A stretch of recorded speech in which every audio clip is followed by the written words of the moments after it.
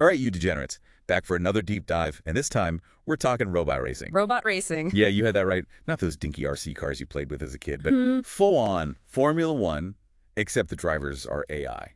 It actually existed, called itself Roborace, and went tits up faster than a Tesla on autopilot with a 16-year-old at the wheel. It was a hell of an idea, gotta give him that. Leading edge AI, insane speeds, the whole shebang. So why did it crash and burn? That's what we're going to figure out. Our source material today, Source material. the Wikipedia article on Roborace. Oh, Christ. Hey, it's more entertaining than you think. Trust me, we'll make it interesting. So Roborace, what the hell were these guys even trying to do? The big idea. A global racing series for fully autonomous electric cars, like Formula One, but with algorithms duking it out at 300 kilometers per hour. So basically, nerds jacking each other off with code. Pretty much. They wanted to get the best AI minds in the world, have them develop self-driving systems, and let them loose on a real track. Sounds like a recipe for disaster. Yeah. So they had the software, the algorithms, all that. But what about the cars? Were they just using souped-up Teslas? Nah, they built their own machines. First up, the Robocar, the star of the show. So what, they hired some Hollywood designer to make it look cool? Actually, yeah, it was designed by Daniel Simon, the guy who did some of the vehicles in Tron. Legacy. That explains the futuristic look. It was all sleek and aerodynamic, looked like something out of a sci-fi movie, packed with sensors and enough computing power to run a small country. Must cost a fortune. Did they at least have a cheaper version to practice with? They did. Enter the DevBot, the Robocar's ugly stepbrother, built on a Ginetta LMP3 chassis, but gutted and filled with all the Robocar's electronics. Frankenstein's monster of racing tech. And I bet this thing crashed more times than we can count. You have no idea. Remember that DevBot in Buenos Aires? Went full kamikaze into a wall. AI having a bad day, huh? It just proves that making a car drive itself at those speeds is harder than it looks. Yeah, no shit. Okay, so they had these cars, but how did they even try to make this whole racing thing work? It was a clusterfuck of confusing phases. Early testing, season alpha, season beta. What a mess. Break it down for us. What was early testing like? They basically let the DevBots loose alongside Formula E races between 2016 and 2018. Lots of driving in circles, the occasional fender bender. Sounds riveting.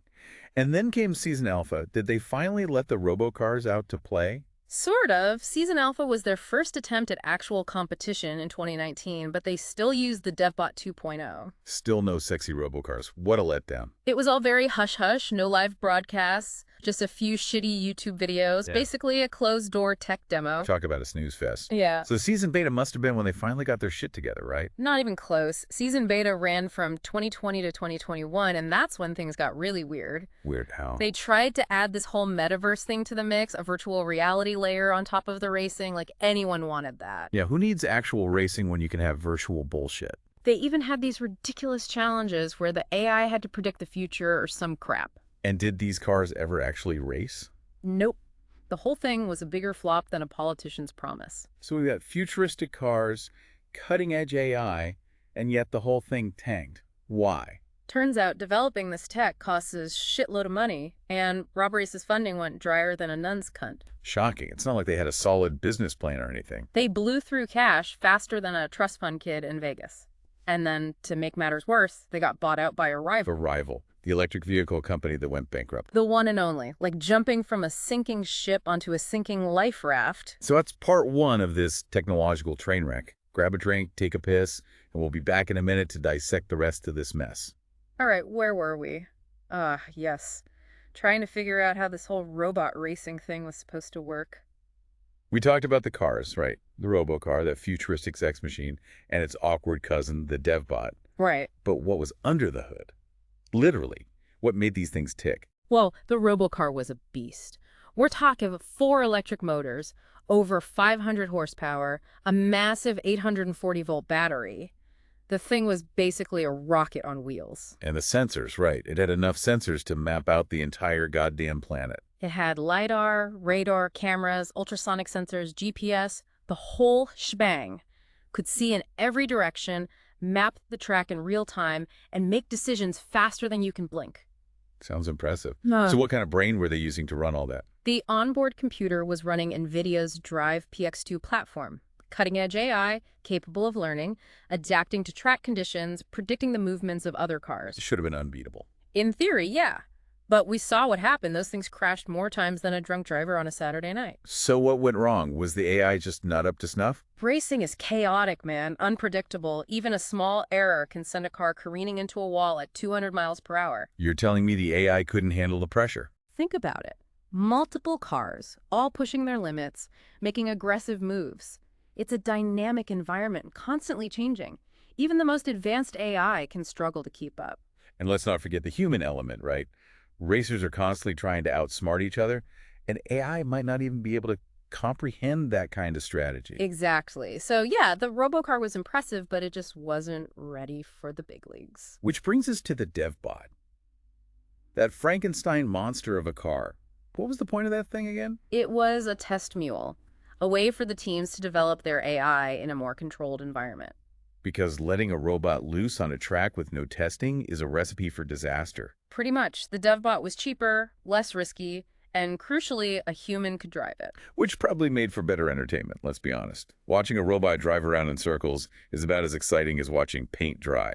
They did have some fun with the DevBot, though. Remember that time they pitted a professional drifter against one? The drifter was doing donuts and all sorts of crazy shit, while the DevBot just calmly followed the racing line, hitting every apex perfectly.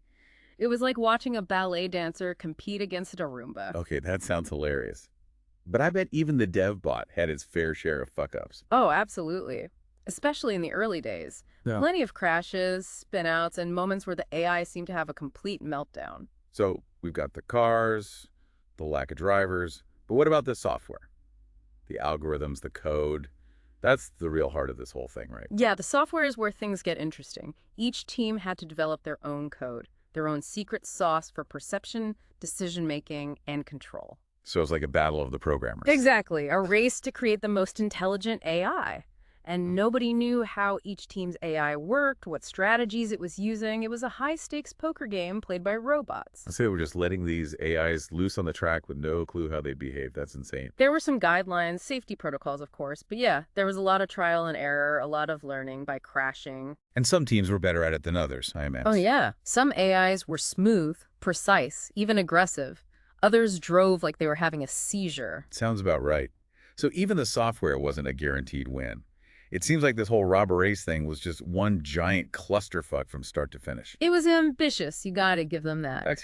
But they tried to remove the human element, and that's what makes racing so exciting. The skill, the rivalry, the passion. Robots don't have that. It's like watching two computers play chess. Impressive, but not exactly edge-of-your-seat stuff. Exactly. They forgot that racing is a human sport at its core. Okay, let's wrap up this shit show. Mhm. Why did Roborace fail? It had cool cars, fancy AI, the whole 9 yards. What went wrong? It was a perfect storm of fuck-ups. The tech wasn't ready, they were bleeding cash, and nobody gave a shit about watching robots race. So the tech, they were trying to make cars drive themselves at race speeds, compete against each other, basically act like humans. Was that even realistic? It was a pipe dream, man. Programming a car to follow a track is one thing. Programming it to understand racing strategy, to anticipate the moves of other cars, that's a whole other level of complexity. And AI just wasn't there yet. Nope. They were trying to replicate human intuition, years of experience with algorithms. It was a recipe for disaster. And let's not forget the money pit. Developing this tech must cost a fortune. Did they even think about how to make this thing sustainable? Their business model was basically throw money at it and hope for the best. They thought sponsors would flock to them, TV deals would fall into their laps. They were delusional. Completely. They forgot one crucial thing. Racing is a spectator sport. People want to see humans behind the wheel, pushing the limits, taking risks. Robots just don't have that same appeal. It's like watching paint dry. Exactly. And let's be honest, most racing fans aren't tech geeks. They want to see crashes, overtakes, drivers celebrating on the podium. Robots can't deliver that. So Roborace was stuck in this weird limbo. Not exciting enough for racing fans, not technical enough for AI nerds. A technological marvel that nobody wanted. It was a bold experiment, though. They pushed the boundaries of autonomous driving, set some speed records. But they missed the point. Racing is about humans, about passion, about the thrill of victory. Roborace tried to remove that, and that's why it failed. It's a good lesson for us all. Technology is great, but it's not always about replacing humans. Sometimes it's about working together, augmenting our abilities. So remember Roborace, folks. A cautionary tale of ambition, technology, and a complete lack of common sense. Robots might be able to drive, but they'll never replace the human element. And that's a good thing, because who wants to live in a world where robots have all the fun? That's it for our deep dive into Roborace. A fascinating failure, a technological train wreck.